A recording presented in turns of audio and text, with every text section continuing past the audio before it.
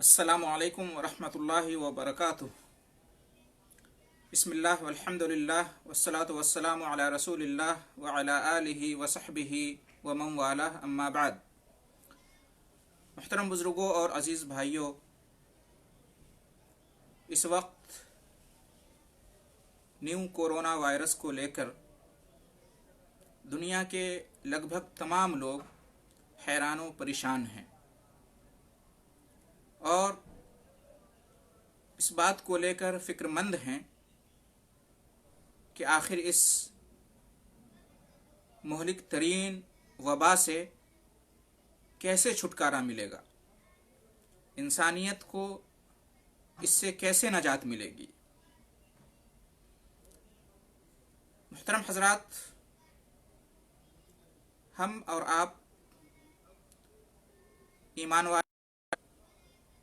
हमारा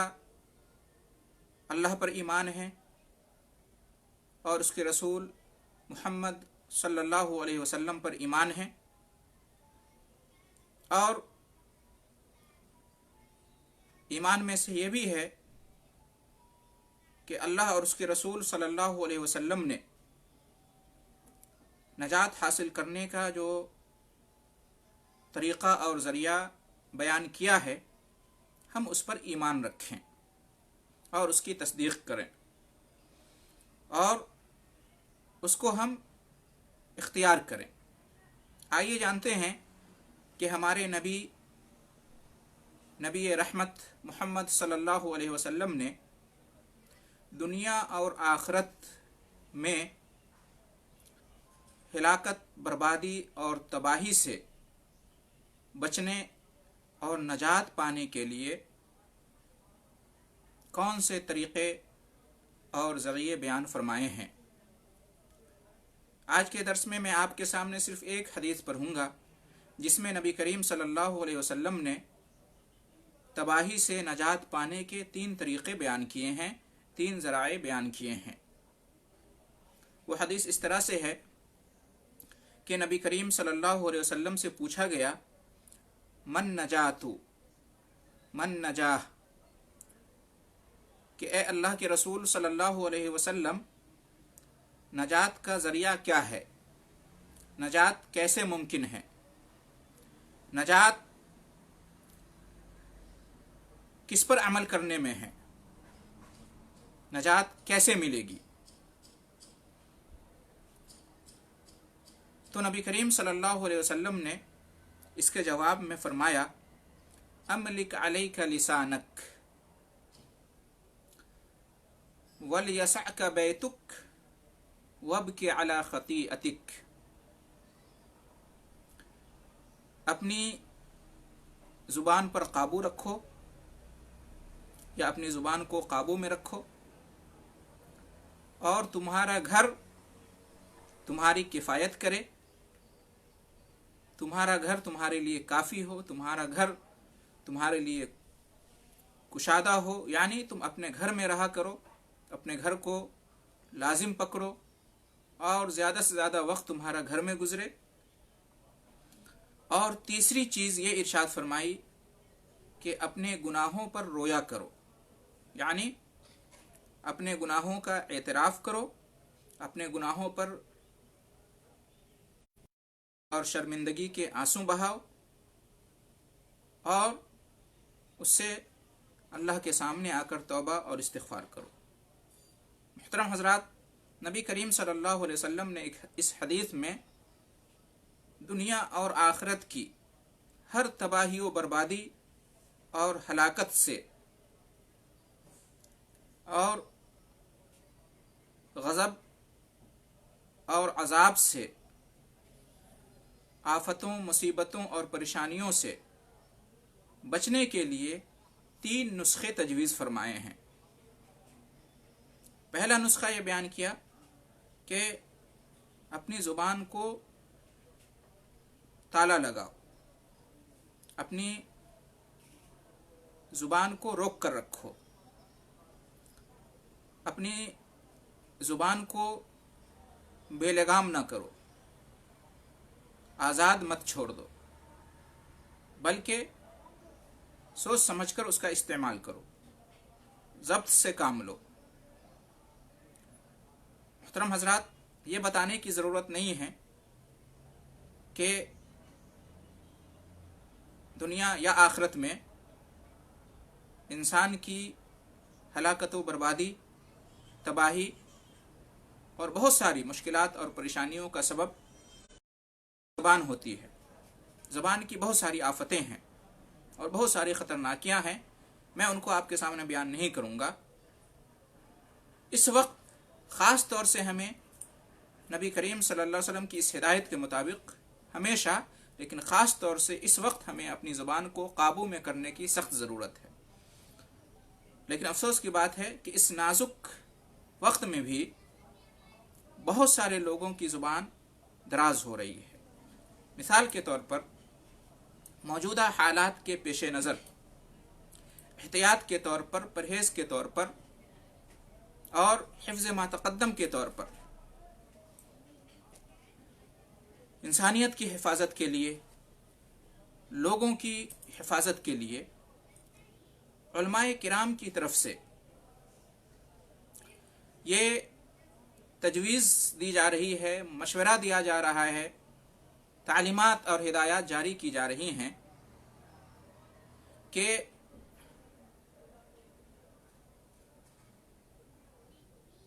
तौबा और इस्तिग़फ़ार की कसरत करो, सुबह शाम के अज़कार, तिलावत कुरान और तदब्बुर कुरान, दुआओं का एहतमाम, सुनन और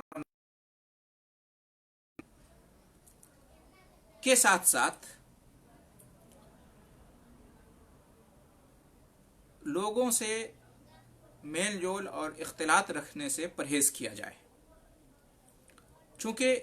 इस बीमारी की बड़ी वजह या इस बीमारी के फैलने का बड़ा सबब आपस में लोगों का मिलना जुलना है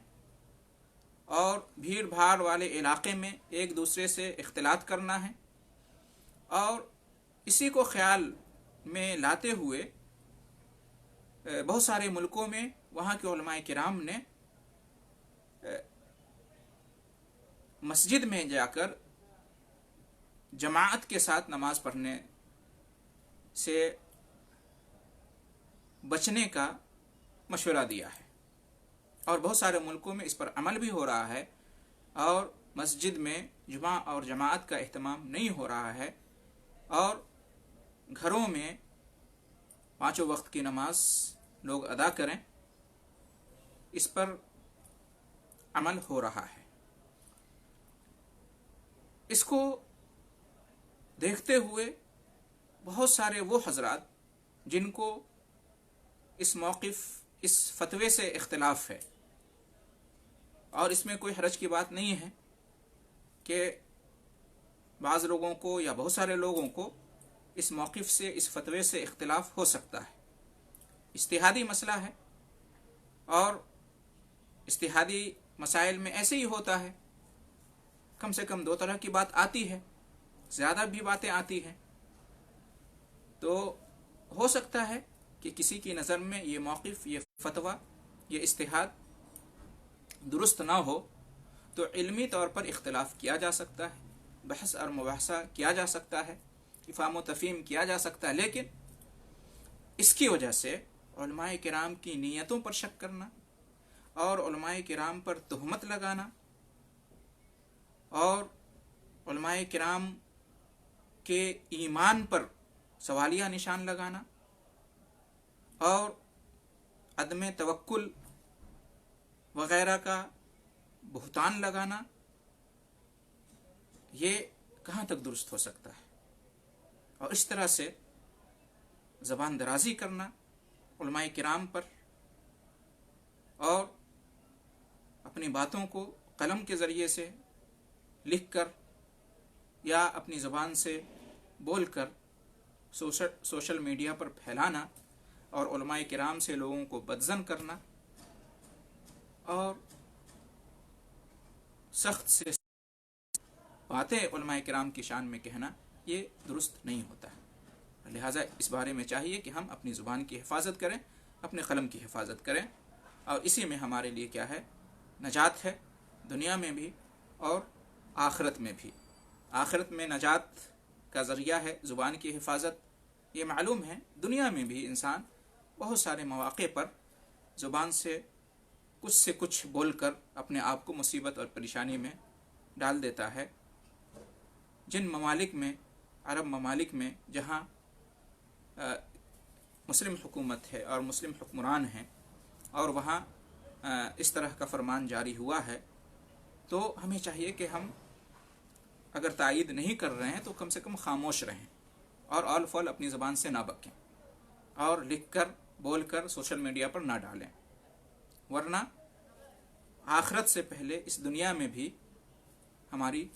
پکڑ ہو سکتی ہے، ہمیں گرفتار کیا جا سکتا ہے اور ہم پہ جرمانہ عائد کیا جا سکتا ہے۔ اس لیے کہ جب یہ فرمان جاری ہوا اور اس پر حکومت نے ایکشن لیا تو یہ قانون بن گیا اس ملک کا، یا جس ملک میں بھی ایسا ہوا ہے۔ لہٰذا قانون کی خلاف ورزی کی پاداش میں جیل بھی ہو سکتی ہے اور جرمانہ بھی عائد کیا جا سکتا ہے۔ تو بہرحال کہنے کا مطلب یہ ہے کہ ہم اپنی زبان کی حفاظت کریں، اسی میں ہمارے لیے بھلائی ہے، دنیا میں بھی اور آخرت میں بھی۔ دوسرا نسخہ جو تجویز فرمایا نبی کریم صلی اللہ علیہ وسلم نے اس حدیث کے اندر، وہ یہ کہ اپنے گھر کو اپنے لیے کافی سمجھو، اپنے تمہارا گھر تمہارے لیے جو ہے نا کفایت کرے، تمہارا گھر تمہارے لیے کافی ہو، تمہارے گھر میں تمہارے لیے جگہ ہو۔ مطلب یہ کہ تم اپنے گھر میں رہو، گھر کو لازم پکڑو، اکثر و بیشتر اوقات تم گھر میں گزارو اور فضول کے لیے اپنے گھر سے باہر نہ نکلو، بلا حاجت اور ضرورت کے بیکار کا یوں ہی باہر نہ نکلو۔ ہمیشہ کے لیے یہ ہدایت ہے نبی کریم صلی اللہ علیہ وسلم کی کہ اس میں وقت کی حفاظت ہوتی ہے اور وقت کا صحیح استعمال ہوتا ہے، اور بلا ضرورت باہر جانے سے وقت ضائع اور برباد ہوتا ہے۔ ہمیشہ کے لیے ہدایت ہے، لیکن خاص طور سے اس وقت اس پر عمل کرنے کی سخت ضرورت ہے، اس لیے کہ شرعی، حکومتی اور طبی ماہرین جو بھی ہیں، سب کی طرف سے یہ ہدایت آ رہی ہے کہ ایسے موقع پر انسان کو چاہیے، لوگوں کو چاہیے کہ اپنے گھر میں رہیں اور باہر نہ نکلیں۔ اور اس لیے آپ دیکھ رہے ہیں کہ ہر وہ جگہ جہاں پر بھیڑ اکٹھا ہو سکتی ہے، تقریباً تمام ملکوں میں اس پر پابندی لگائی جا رہی ہے، بند کیا جا رہا ہے، چاہے ایئرپورٹ ہو، اسکول کالج ہو، مالز ہوں، مارکیٹس ہوں، وغیرہ وغیرہ۔ صرف جو ضروری چیزیں ہیں انسانی زندگی کے لیے انہیں کی اجازت دی جا رہی ہے، باقی چیزوں کو بند کر دیا گیا ہے، اور جہاں بند نہیں ہوا ہے وہاں بند کرنے کی سفارشات دی جا رہی ہیں۔ تو شریعت بھی یہ کہتی ہے، حکومت بھی یہی کہتی ہے، اور میڈیکل بھی یہی کہتا ہے کہ چونکہ اس بیماری کی اصل وجہ لوگوں کا ایک دوسرے سے ملنا ہے، اور لاشعوری طور پر جو ہے نا ایک سے دوسرے کو یہ بیماری منتقل ہو جاتی ہے اللہ کی مشیت اور اس کے حکم سے، بسا اوقات پتہ بھی نہیں چلتا ہے کہ خود جو اس کا مریض ہوتا ہے، متاثر ہوتا ہے، اس کو بھی پتہ نہیں چلتا ہے کہ وہ بیمار ہے، دوسروں کو تو بدرجہ اولا معلوم نہیں ہوتا ہے، بعد میں یہ علامتیں ظاہر ہوتی ہیں بیمار ہونے کی، تب تک وقت ہاتھ سے چلا گیا ہوتا ہے۔ لہذا ضروری ہے کہ اپنے گھروں میں ہم اپنے آپ کو قید کر لیں اور بلا سخت ضرورت کے باہر نہ نکلیں۔ نبی کریم صلی اللہ علیہ وسلم نے بھی ہمیں یہی کہا ہے کہ اپنے گھر میں رہا کرو، تمہارا گھر تمہاری کفایت کرے۔ تو یہ جو گھر میں رہنے کی بات کی جا رہی ہے،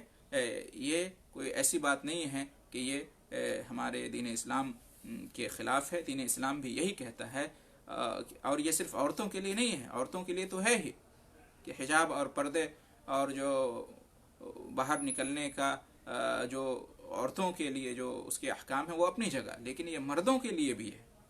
کہ مرد بھی بلا حاجت ضرورت باہر ہمیشہ کے لیے، عام حالات میں بھی مردوں کو بھی بلا حاجت ضرورت باہر نہیں جانا چاہیے، خاص طور سے اس وقت جب اس کی سخت ضرورت ہے گھر میں رہنے کی، تو گھر میں ہی رہنا چاہیے۔ لیکن افسوس کی بات ہے کہ بہت سارے لوگ جو ہے نا ان ہدایات کو ہنسی مذاق سمجھتے ہیں اور بالکل غفلت اور لاپرواہی میں جو ہے نا گھومتے ہیں پھرتے ہیں۔ اللہ ان کو ہدایت دے، انہیں جو ہے نا صحیح سے جو ہے نا شاید معلومات نہیں ہیں، اور وہ ابھی تک نادان ہیں، اور انہیں احساس نہیں ہے کہ یہ کتنے خطرے والی بات ہے۔ اور جیسا کہ کہا کہ جو پہلا جو نسخہ ہے زبان کی حفاظت کریں وہ بھی ضروری ہے۔ افسوس کی بات ہے کہ لوگ اس بارے میں زبان اور قلم کی حفاظت نہیں کر رہے ہیں۔ سوشل میڈیا پر یا آپس کی مجلسوں میں جو ہے نا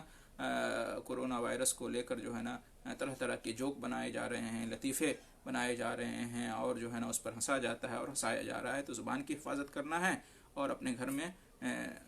وقت گزارنا ہے۔ اور تیسری چیز نبی کریم صلی اللہ علیہ وسلم نے ارشاد فرمایا کہ وَابْكِ عَلَىٰ خَطِيئَتِكَ، کہ اپنے گناہوں پر رویا کرو۔ اس میں اس بات کی طرف اشارہ ہے کہ ہمارے اوپر جو بھی مشکلات آتی ہیں، چاہے آسمان سے، چاہے زمین سے، یا جو ہے نا خشکی میں یا تری میں، جو بھی ہو، قدرتی آفات ہوں، بیماریاں ہوں، اور ظالم حکمرانوں کا مسلط ہو جانا یا دشمنوں کا مسلط ہو جانا، جو بھی پریشانیاں ہیں، جو بھی مشکلات ہیں، ان کے اور دیگر اسباب بھی ہو سکتے ہیں، ہم انکار نہیں کر سکتے، لیکن ایک بہت بڑا سبب انسانوں کے گناہ ہے، اور گناہوں کی کثرت ہے، اور گناہوں کا عام ہو جانا ہے، اور گناہوں سے نہ روکنا ہے، اور گناہوں کا احساس نہ ہونا ہے، گناہ کو گناہ نہ سمجھنا ہے۔ اسی طرف اشارہ کر رہے ہیں نبی کریم صلی اللہ علیہ وسلم کہ اپنے گناہوں پر رویا کرو، اپنے گناہوں کو یاد کرو، اپنے گناہوں کا اعتراف کرو، اپنے گناہوں پر نادم اور شرمندہ رہو، اور گناہ کو گناہ سمجھو اور اس سے باز آ جاؤ، اللہ کے سامنے آؤ، رو، گر گراؤ، توبہ کرو، استغفار کرو،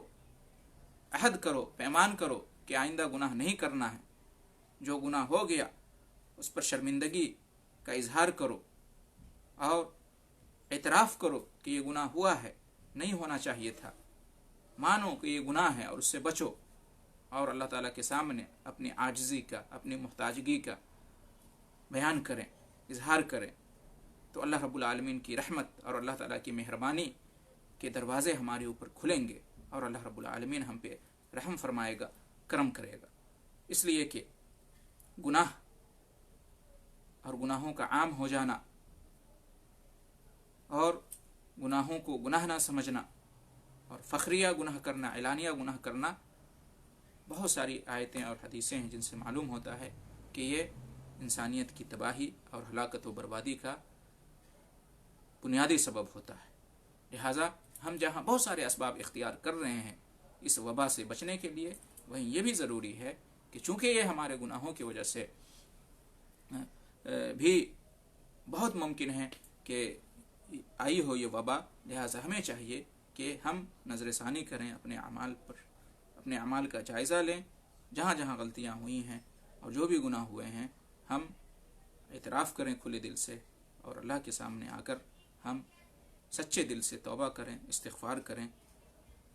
اللہ تعالیٰ معاف کرنے والا ہے، اور اللہ تعالیٰ توبہ قبول کرنے والا ہے، اور جس اللہ کی طرف سے یہ وبا آئی ہے وہ اللہ اس بات پر قادر ہے کہ اس وبا کو اٹھا لے۔ ہم یاد رکھیں کہ جو بھی بلائیں آتی ہیں ہمارے گناہوں کی وجہ سے آتی ہیں، اور بلائیں اگر جائیں گی، دور ہوں گی، تو ہمارے توبہ اور استغفار کی وجہ سے۔ لہٰذا ہمیں چاہیے کہ ہم جائیں اور اللہ کے سامنے ان گناہوں سے توبہ کریں، کثرت کے ساتھ اللہ کے سامنے استغفار کریں۔ تو یہ 3 نسخے تجویز فرمائے ہیں نبی کریم صلی اللہ علیہ وسلم نے نجات حاصل کرنے کے، چھٹکارا پانے کے۔ کس چیز سے؟ ہر طرح کی ہلاکت، بربادی اور تباہی سے، چاہے وہ دنیا کی ہو یا آخرت کی ہو۔ ہمیں چاہیے اگر ہمیں بچنا ہے کسی بھی وبا سے، کسی بھی بیماری سے، کسی بھی آفت سے، مصیبت سے، پریشانی سے، چاہے وہ دنیا کی ہو یا آخرت کی ہو، تو ہمیں چاہیے کہ ہم جہاں دیگر اسباب اختیار کرتے ہیں، نبی کریم صلی اللہ علیہ وسلم نے جو اسباب اور تدابیر اختیار کرنے کی اس حدیث میں ہمیں تلقین کی ہے، ہم ان پر بھی دھیان دیں، ان کو بھی اختیار کریں۔ یعنی ہم اپنی زبان کی حفاظت کریں، اس کا صحیح استعمال کریں، زبان کو قابو میں رکھیں، اور اسی طریقے سے ہمیں چاہیے کہ ہم اپنے وقت کی حفاظت کریں اور اپنے گھر میں زیادہ وقت گزاریں، بلا ضرورت باہر نہ نکلیں۔ اور تیسری چیز یہ جو سب سے اصل ہے کہ ہم اپنے گناہوں پر نادم ہوں، شرمندگی کا اظہار کریں اللہ کے سامنے آ کر، اور اللہ کے حضور توبہ اور استغفار کریں۔ اگر ہم انشاءاللہ اس پر عمل کریں گے، یقیناً اللہ تعالیٰ کی رحمت جوش میں آئے گی، اللہ ہم پہ رحم اور کرم فرمائے گا، اور اللہ تعالیٰ ہماری مدد کرے گا اس طرح کی وباؤں سے بچنے میں۔ اللہ تعالیٰ سے دعا ہے کہ ہم تمام مسلمانوں کو وہ اس کی توفیق دے، اور ہمارے اوپر یہ وبا، یہ مصیبت آن پڑی ہے، جلد سے جلد اللہ تعالیٰ اس کو دور کرے، اور اللہ تعالیٰ ہم پہ ہمارے ساتھ رحم و کرم کا معاملہ کرے۔ آمین۔ وآخر دعوانا ان الحمد للہ رب العالمین، وجزاکم اللہ خیر الجزاء۔